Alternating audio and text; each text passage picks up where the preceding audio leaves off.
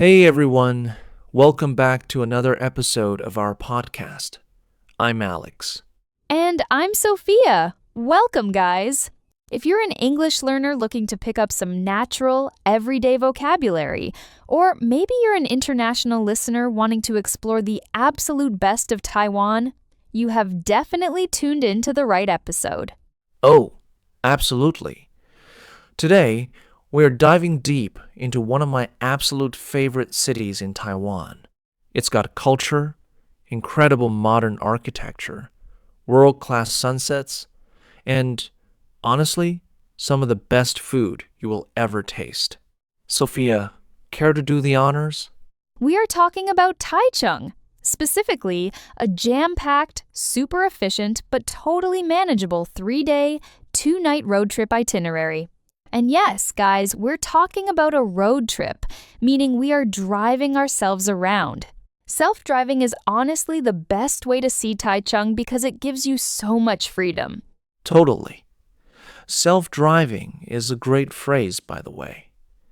It just means you're renting a car or driving your own instead of taking public transport.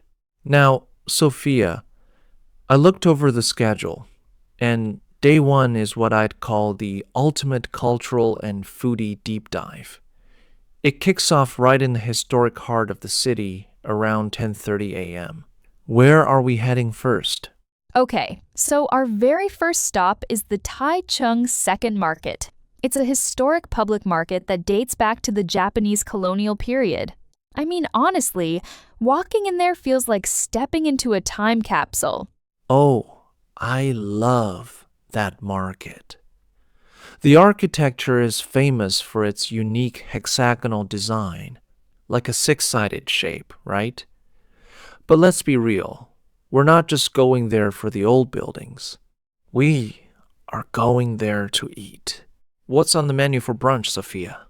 Well, you can't say you've been to the Second Market without hitting up Wang's rice cake and turnip cake. You have to order the 3-in-1 combo, which is turnip cake, sticky rice sausage, and a fried egg, all slathered in their signature sweet and savory sauce. It's pure comfort food. Oh man, you're making me hungry already. And guys, a quick tip for your English vocabulary. When food is covered completely in a thick sauce, we use the word slathered, like the cake was slathered in frosting, or in this case, the turnip cake was slathered in sauce. Can you use that in another sentence, Sophia? Just to show our listeners how natural it sounds. Sure, like, I love my toast slathered in peanut butter. See? Super easy. Oh, and to wash down that amazing brunch, you have to cross the narrow walkway to Lao Lai Tea. They are famous for their old-school black tea. It's incredibly refreshing and has this distinct, slightly smoky sweetness that you can't find in modern chain stores. Wait, did you say wash down? That's a fantastic phrasal verb. To wash something down means to drink a liquid to help you swallow or digest food. For example, I needed a huge glass of water to wash down that spicy food.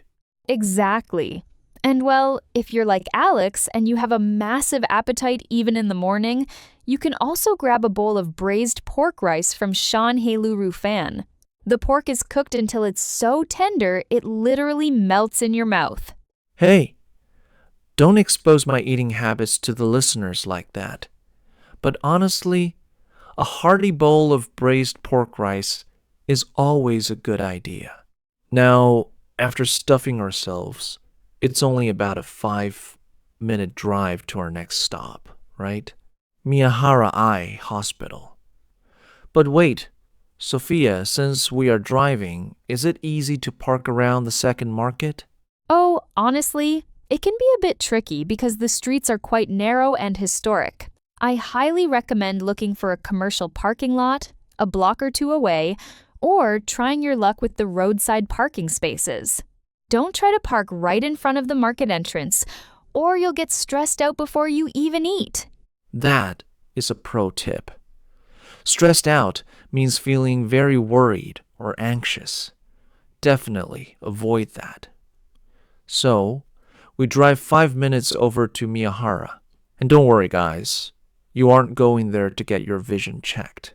Miyahara used to be a real eye hospital during the Japanese era, but a famous pastry company transformed it into this gorgeous Harry Potter-esque flagship store. I mean, the high ceilings and retro wooden bookshelves are breathtaking. It literally looks like Hogwarts. It's wild. And their ice cream is legendary. They have dozens of chocolate and local tea flavors. But the best part? The toppings. Or as they call it, sprinkles. Except their sprinkles aren't just tiny sugar pieces. They let you choose an entire pineapple cake or a whole slice of cheesecake to put on top of your ice cream. I know, right? It's wild. The word flagship store is worth noting too, guys. A flagship store is the main, biggest, or most important location of a retail chain. Miyahara is definitely the flagship for this brand. Once you get your massive ice cream scoop, you can take a 5-minute stroll over to the nearby Green River waterfront. It's a beautifully restored canal, perfect for a relaxing walk. Speaking of walks, Alex, where do we go in the afternoon to keep that creative, trendy vibe going?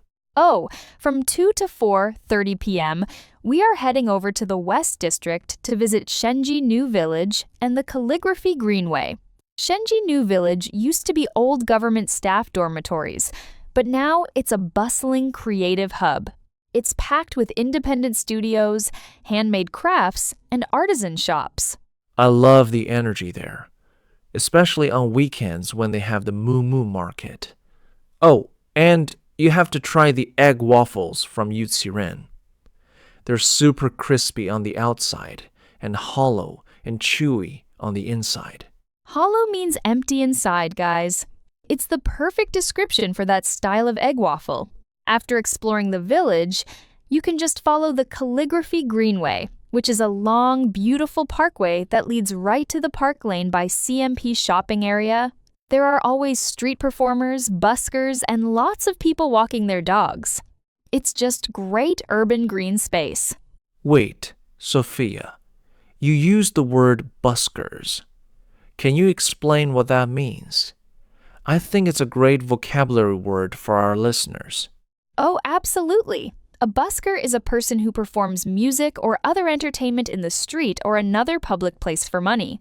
So, if you see someone playing guitar or doing magic tricks on the sidewalk of the Greenway, they are busking, and they are called buskers. Awesome explanation. Now, by 5 p.m., after all that walking, it's time to check into your hotel. Honestly, this is a crucial tip for self-driving in Taichung. Get your car parked before 5:30 p.m. to completely bypass the evening rush hour. Bypass means to avoid or go around something. Trust me, you do not want to be stuck in Taichung traffic when everyone is leaving work. Amen to that. Take a quick power nap. Refresh yourself, because at 7 p.m., we are hitting the night market. But not just any night market. We are skipping the usual tourist spots on day 1 and heading straight to Hanxi Night Market. Alex, why is Hanxi so special? Well, honestly, Hanxi is the night market that locals actually swear by. It's a traditional open-air grid market, meaning all the stalls are laid out in straight, organized rows on a massive, flat lot. The variety here is insane, and the food stalls don't constantly repeat themselves like in some other markets. Yes, it's a foodie paradise. If you go, look for Fang Lian Shifu for their famous garlic braised dried tofu. It completely absorbs the savory broth. Then grab some steaming hot xiaolongbao from the Northeast Small Dragon Bun stall and wash it all down with a refreshing, icy pineapple shaved ice from Zhengfeng Yuan. Just keep in mind, guys, Hanxi is only open on Tuesdays, Thursdays, Fridays, and Saturdays, so plan accordingly. Wow, day one sounds like an absolute dream. I mean, my stomach is literally growling just thinking about it. But let's move on to day two, which I like to call the visual feast line. This day is all about jaw-dropping, modern architecture and nature. Driving down Taiwan Boulevard all the way to the coast. Sophia, where do we start our morning? We start around 10 a.m. at the National Museum of Natural Science. Now, I know what some of you might be thinking. A museum? Isn't that a bit boring for a vacation? But trust me, this is not just for kids. The main attraction here is the Life Science Hall, which features these massive, hyper-realistic animatronic dinosaurs that actually move and roar. Oh, they are so cool. And honestly, a little scary if you stand too close. Let's break down that word, animatronic. It's a combination of animation and electronics. It refers to robotic devices that mimic real animals or humans. So these dinosaurs look and act alive thanks to technology. Right next to it is the botanical garden, which has this gigantic, futuristic glass greenhouse mimicking a tropical rainforest. It's incredibly photogenic and a great place to stay cool in the air conditioning. Definitely. It's a lifesaver during the hot summer months. Speaking of futuristic, around noon, we drive over to the 7th Precinct, which is Taichung's luxury downtown area. It honestly feels like walking through Manhattan with all the sleek skyscrapers. And right in the middle of it is the National Taichung Theater, designed by the world-famous architect Toyo Ito. Oh, that building is a literal architectural masterpiece. There are absolutely no straight lines or traditional main walls inside. The whole structure is made of flowing curved walls and what they call sound caves. It feels like you're walking inside a giant cosmic sponge or a musical instrument. You can check out the design shops inside and then head up to the rooftop sky garden. It's so peaceful. I love how you described it as a cosmic sponge, Alex. That is so accurate. And since you're already in the 7th Precinct, it's the perfect time for lunch. You can find amazing international restaurants right around the theater, or just pop into the massive department stores nearby like Top City or Shinkong Mitsukoshi for endless food options. They have massive food courts and high-end restaurants. Yeah. And the parking garages inside those department stores are huge, so it makes parking your rental car super convenient. Now, by 2:30 p.m., instead of driving all the way up into the mountains for some faraway scenic spots like Xinxue, we have a brilliant alternative right in the city center called Food Space by Liho Construction. Sophia, how would you describe this hidden gem? It's a modern architectural pavilion made entirely of minimalist raw concrete, what we call exposed concrete, or shimizu concrete. It has these beautiful geometric lines, an outdoor water staircase, and the way the sunlight creates shadows there is just stunning. You only need about 20 or 30 minutes there to snap some incredibly stylish, high-fashion photos for your social media. Oh, for sure. It's an influencer's paradise. Hidden gem, by the way, is a beautiful idiom. It means something that is extremely special or beautiful, but not widely known by everyone. Food Space is definitely a hidden gem. But make sure you wrap up by 4 p.m. because it's time for the crown jewel of Taichung's natural scenery, Gaomei Wetlands.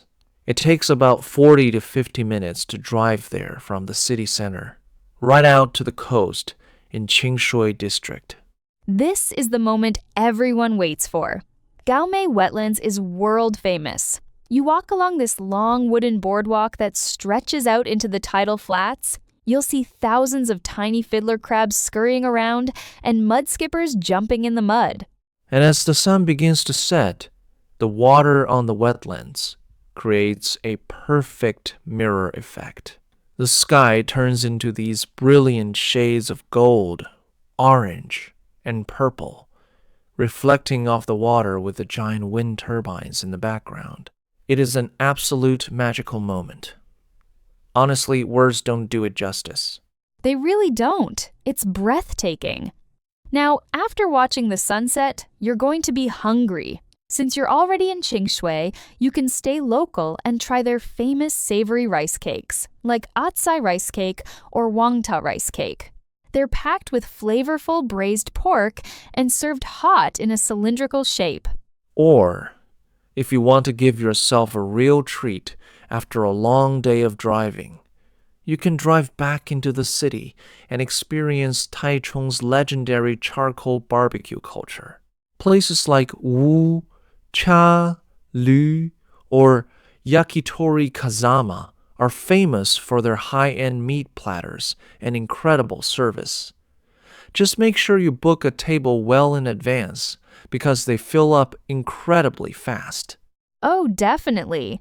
Well in advance means a long time before the actual event. Like, you need to book weeks ahead. Don't just show up and expect a table, or you'll end up waiting outside hungry while smelling everyone else's delicious barbecue. That would be torture. Oh, total torture. I would probably cry. Well, that brings us to day 3, the final stretch before heading home. This day is focused on the western and southern parts of the city, making it super easy to jump right onto the highway or the 74 expressway when you're done. Right. We start the morning at 10 a.m. at the Rainbow Village. This is a small, vibrant village covered completely in bright, colorful murals painted by a local military veteran, affectionately known as Rainbow Grandpa. It's full of whimsical characters, animals, and positive messages. It takes less than an hour to explore, but your photos will look incredibly lively. Let's talk about that word whimsical. It means playful, quaint, or fanciful. Kind of like something out of a fairy tale or a child's imagination. Rainbow Grandpa's paintings are the definition of whimsical. From there, it's a short drive to Central Park. This place is massive. It's actually the largest urban park in Taiwan. Because it's so big, driving around it is really convenient.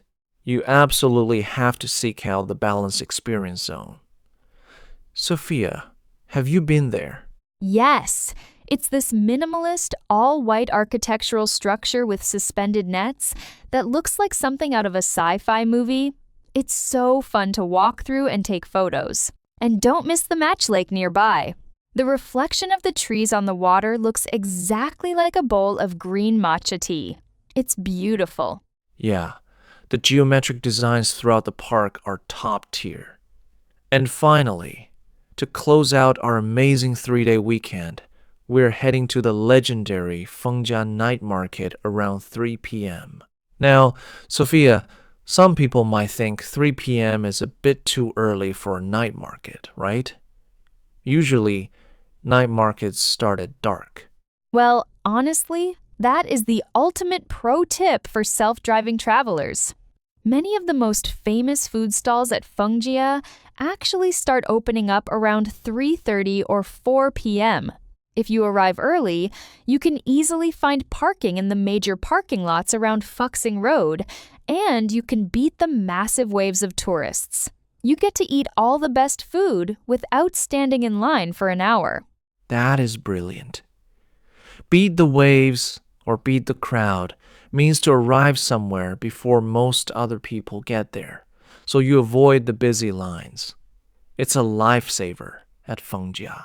And what are we eating first? For me, it has to be Minglang egg pancake. They use a fresh, sweet batter that's cooked right in front of you. making it super soft and flavorful. Then, of course, you grab the famous big sausage-wrapped small sausage from Guanjilin.